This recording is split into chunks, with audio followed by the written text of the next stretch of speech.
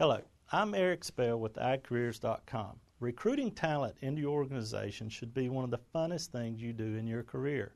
Onboarding that talent should be fun as well. We're going to have a look at these 5 phases within the new hire's first full year within your organization. First impression, week 1. One of the important things you need to consider is who, in addition to yourself, is going to welcome that employee into your organization. That person needs to be well informed of what you want that person to achieve that first week. One of the things that I train my staff on when they're recruiting new talent into the organization is make sure at the end of that week that they can go home and share something that they learned and did at the work. Remember, when people join a new job into their first week, they're talking about that.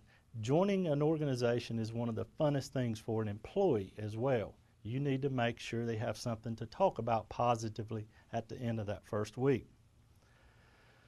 Number 2, getting acquainted. You as a manager, your goal should be to develop a strong relationship with that employee. I often take advantage within the first 30 days. We have different offices within AgCareers.com. I spend time away from my office traveling with the new hires. I want to develop that relationship and get to know that employee.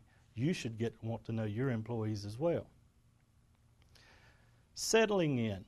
In the first 90 days, the employee is thinking about whether or not she's going to or he is going to stay with your organization. Studies show that most people, when they decide to leave, they leave within the first 90 days.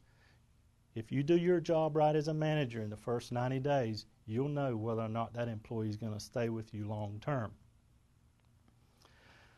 In the first 6 months, one of the things that you want to have happen is you want a solid relationship with your employee.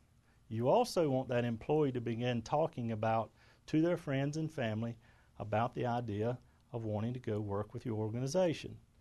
At the end of the first 12 months, you will know that you've onboarded your employee successfully if they go out and help recruit people into your organization. If you apply these onboarding practices, you will become an employer of choice.